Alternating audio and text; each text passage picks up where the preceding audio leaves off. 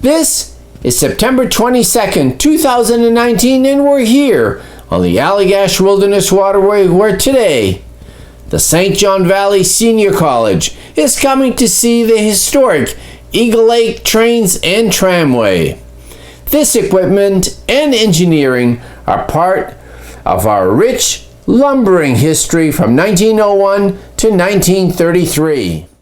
We left Fort Kent at 6 o'clock this morning.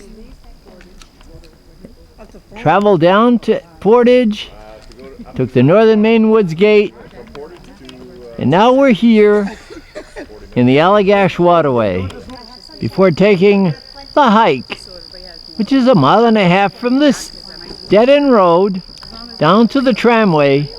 We're gonna have lunch. Compliments of Andre and Norma Landry. Well, today we're going to have a trek that goes into the old railroads between Churchill and Big Eagle. It is part of our heritage. It is part of our wood heritage. As far as the hike down, should be a reasonably easy hike down. Once we get there, there's a couple things that goes on down there. There's the old locomotives. There's the history about that, and then there's the history about the tramway, which was from 1901 to approximately 1911. The trains, they ran from 1928 to 1933. So we'll see a lot of artifacts, a lot of history, and hopefully everybody enjoys the walk down and the walk back.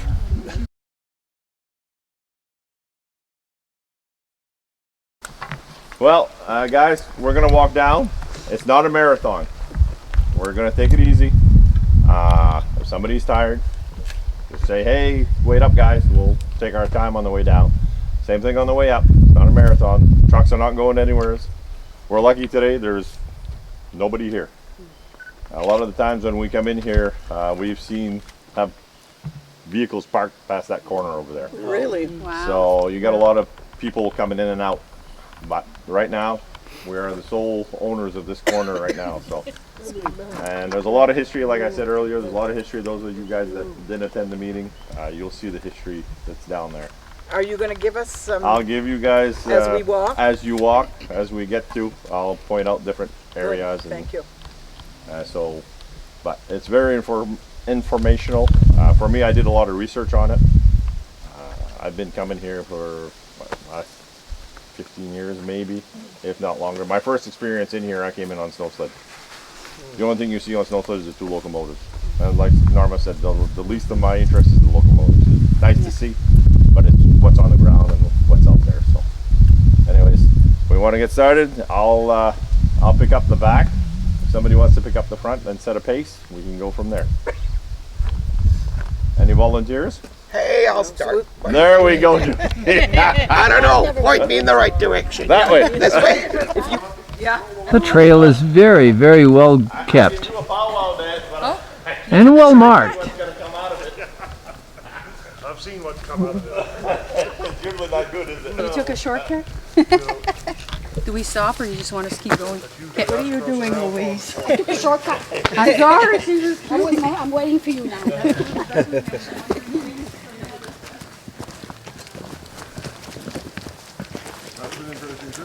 Yep. So remember Rudy turning around going to get Ted's hat? Yep. I almost killed him. He's getting Turn married. right sideways in the wave too. Yeah. He's getting married there.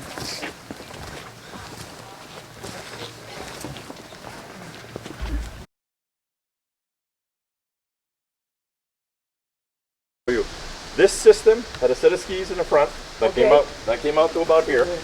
Okay. That's the firebox. Yeah. And over here there was a set of lags. Back here there was a set of track lags, big metal lags, okay? And what that would do is that would haul cars loaded with wood. If you look in the pamphlets that I gave you, you're going to see an example of one. There's one that must have 15 cars on it. And this is what they hauled. Yeah. This is what they hauled the locomotives in with. So the locomotives were hauled in through Quebec, across Lake Frontier, and everything else. They were disassembled in 2 pieces, or actually 3 pieces, to come in here. And they were reassembled here. Now just think about it. So when you say reassembled, what were they doing? The boiler was actually, when you see the train over there, the top part of the boiler, which is the big round part, that was literally off the bottom of the train itself, of the wheel of the chassis itself. So that was completely off. So they brought that in on a pair of skids, and the same thing with the train. The train was on a pair of skids. The cars that came in here, the railroad cars that they used to dump wood, were all made out of wood. What you're going to see on this track here, we're going to take this track on the way out, on the way in, I mean.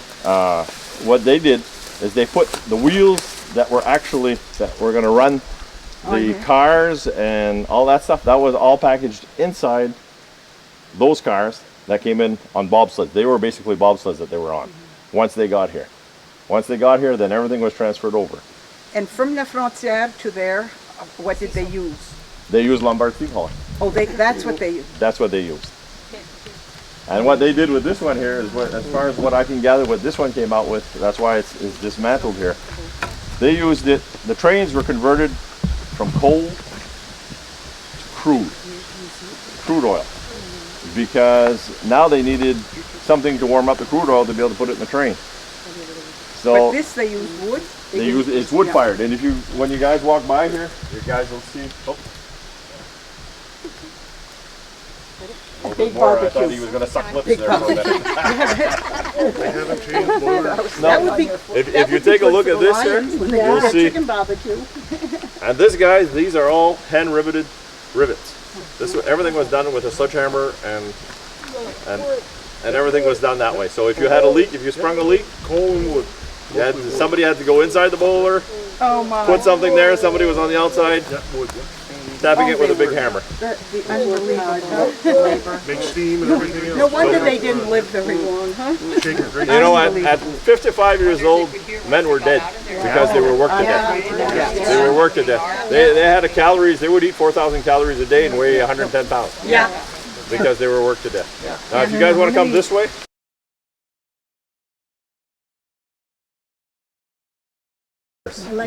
and what this actually did is when they did the trains, it was to send wood down to the southern part of Maine, to Bangor, down to Penobscot and everything else.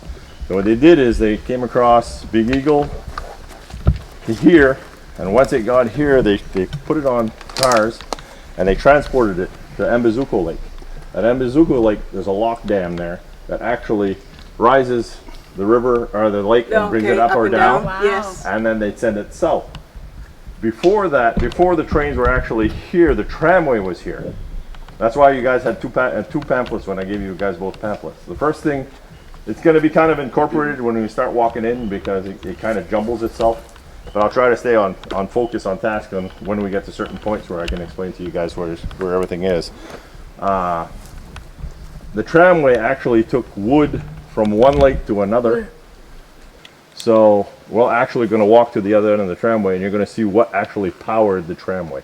And what the tramway was, it was a set of small tracks. It was like a big conveyor belt, but it was all a steel cable with trolleys on it. And you'll see what that comes out to. But a lot of this stuff, if you see what's laying on the tracks did not have square ties. It had round logs is what they used for ties. And they didn't have cranes back then to lift this stuff. There's an old steam shovel that was here.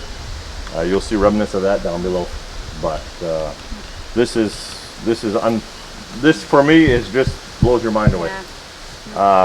If you notice that sign that's down below, that's actually a switch. So that you pull the sign to be able to change the track direction. Yeah, and you'll see a couple more down below. Because once we get down below, when we first start walking in, the siding is there.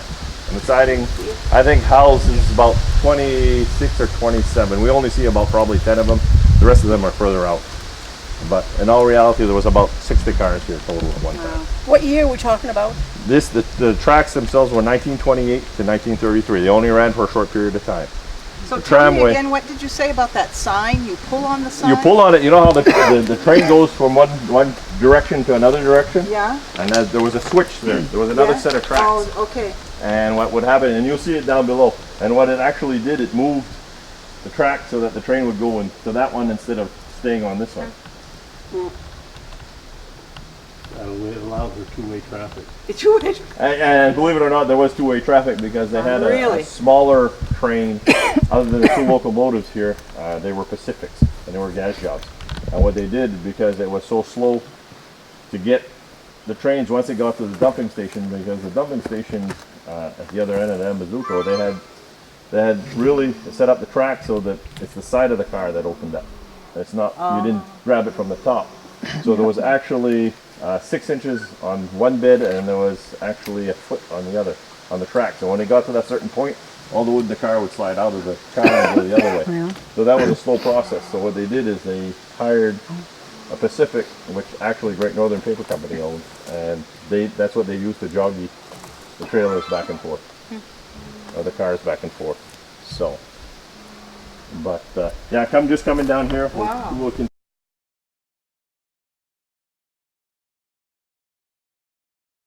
It's an easy walk in, a mile, clearly for any age, young and old, to see the historic trains Follow me. here We don't need to go on the Allagash Wilderness Waterway, Wait, what? just about on the shores of Eagle Lake. I can just follow the track. These are the two locomotives that you guys came down to see. They were put in operation in 1928. They stopped operation in 1933. They left them here as you see, well, not actually as you see them. They were actually housed in a garage. And in 1966, when the waterway became a waterway, the buildings were actually burnt because that was the rule that had to be done to become a wild and scenic river. As far as these trains, there's a group.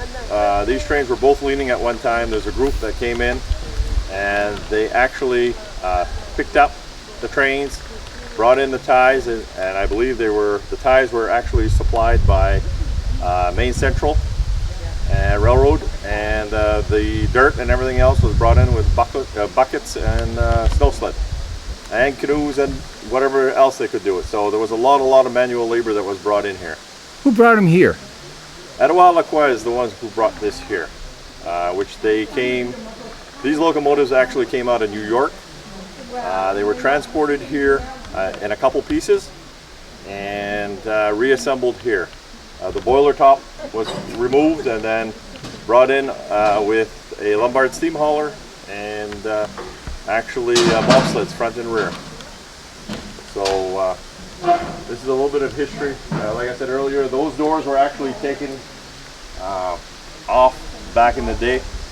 This door resurfaced here maybe 10, 12 years ago due to putting out a post and saying whoever has it, just return it and there will be no consequences, no nothing.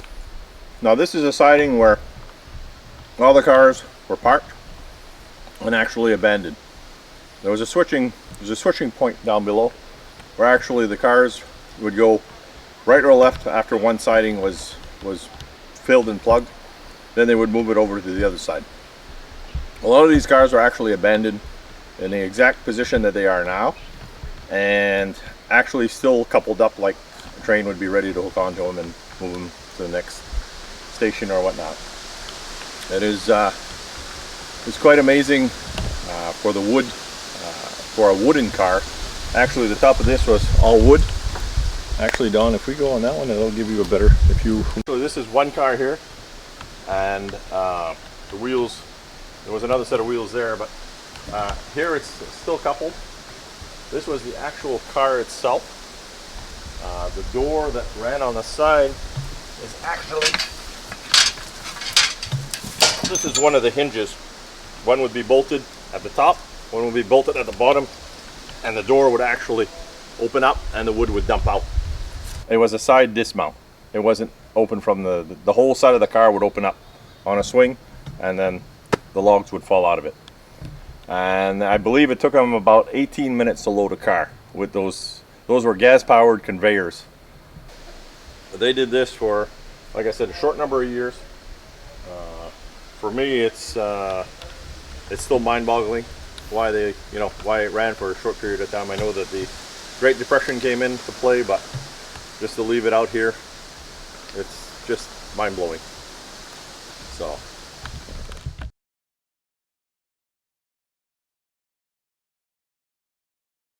Yeah. Now this area here, there used to be buildings at this area. That's why you can see it kind of opened up. Also, if you see a lot of dents, spruce and fir, real dents and not big in diameter, possibly there was another building there. But keep in mind, this was all open.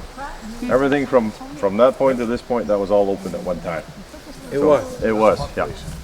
So it's, you know, the tree growth that's here now is new. So, but we'll continue on. We're almost at the tramway here. So, it ran on its own track. The track is here, what you see here, and the log sat on here. That big knob right there. If you notice, there's some at I'd say about every 10 feet. Okay. There's a big wheel over there that you're going to see, and those cogs actually went into that wheel, and it was steam operated, and that's what brought this. That's what pulled this carry all over the Big Eagle, as far as that's concerned. I wish I could find the splice there, but I'll probably find it on the way back. But that splice right there, when they first brought in this cable is 6,000 feet long. They got to a point where they couldn't transport it anymore, so they ended up cutting it to 3,000 foot sections. And this is one of those splices where they actually cut it and respliced it again. But it's just amazing how this little track carried all that weight. Yeah. The reels are. You know, Unreal. it's just mind-blowing. Here.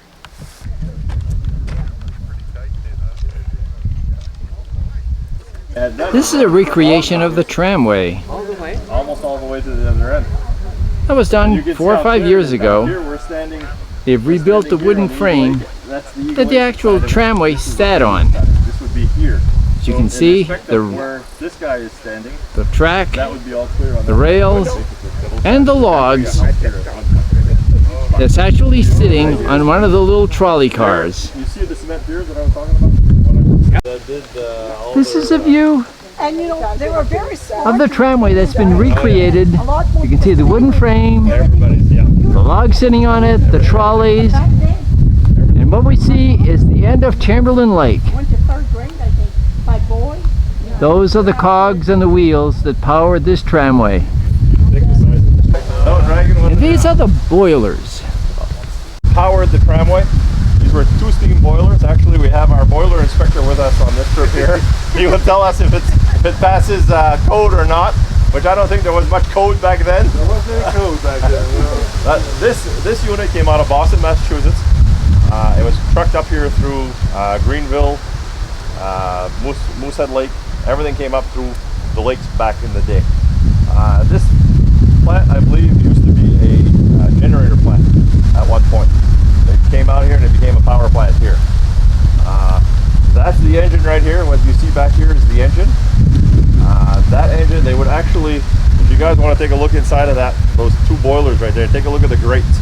Now the grates of today, if we heat our wood stove too much, it just does. You take a look at those, and I know those have had some serious wood in them, and those grates are just like, you know, what this did, it ran that pulley system, that big belt, and that belt was just added a few years ago. The gears that are standing straight were not straight 5 years ago. These were all brought up to operational standards, and I'll explain to you where the cable came in and actually drove that cable to the tramway, the existing cabling from one lake to another. That drive ran these 2 gears. What we saw the cable a while ago with the big steel coupler in the middle, that coupler ended up in here.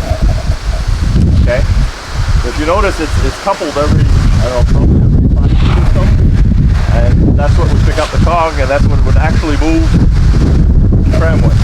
That's how everything got moved. Over here, the wood got dumped onto these things right here, and there was wharfs here. Okay, they were on rollers, and the wharfs, actually there's still remnants of the wharfs over there. And there used to be guys over there that they used to try to push off everything. Now keep in mind, we see it at low water right now, but at high water, that's when the bulk of it was pushed over, was in the springtime. And in the springtime, I guarantee you there was water all the way up to here. Yeah.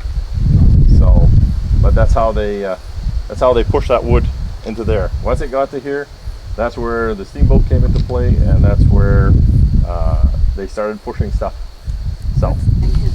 Now once the logs came off the tramway, fell on rollers, and men would actually push them out into Chamberlain Lake. Of course, the water was much higher. And this is what's left of the tramway. They ran from 1901 to 1911. The crib work underneath the rails are completely rotten, gone back to nature. What remains are the cogs, the wheels, and the stories that go along with the tramway.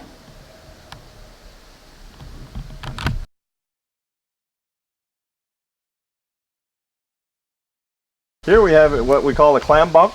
It was actually used with the steam shovel. It was used to actually help out making this track system. It first started off here as being powered on its own tracks, and then later on was adapted to the railway itself. It actually is still in existence today. It still survives. I believe it's at 9 Mile Bridge is where it's located, with the original train wheel still stuck underneath it. But it did run on the tracks. It was really an excavator. It was like an excavator, but it was cable driven, very, very slow to move, and did not have much strength as far as picking up stuff and digging stuff. But it was better than digging it by hand. It was used to probably winch some of the equipment when they first came in. Now, to drill this, there was no such thing as a hammer drill. It was actually drilled with a guy holding a pin and a guy hitting it with a hammer. And then that drove in there, and then they'd hook on to whatever they were bringing in. And they did have come-alongs back in that day. They had pulley system or whatever it was, and that's what they used to hook on to. And it might have been used to bring in the cable, I don't know. Like I said, that cable is 6,000 feet long, so. The door that ran on the side is actually, this is one of the hinges.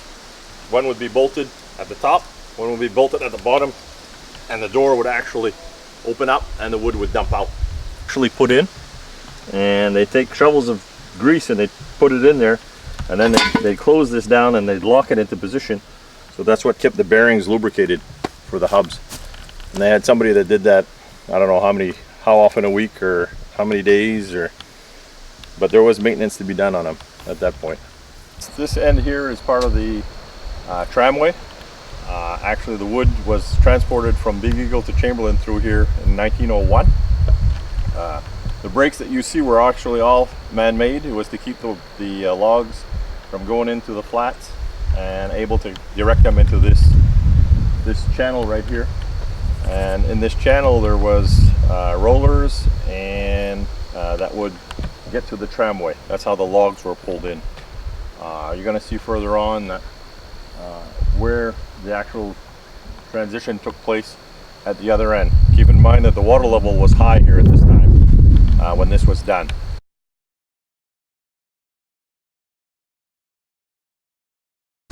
And now we're back to the vehicles after a great hike and visit to the Allagash Chamberlain trains, as well as the tramway. This gorgeous September day. 75 degrees at the moment. We had a great walk underneath the canopy, and the trail is wonderful. And now we're enjoying lunch. Now once lunch is over, we're going to be heading back to Fort Kent. A great day, ending this senior college trip to the Allagash Wilderness Waterway and to the Chamberlain Eagle Lake trains.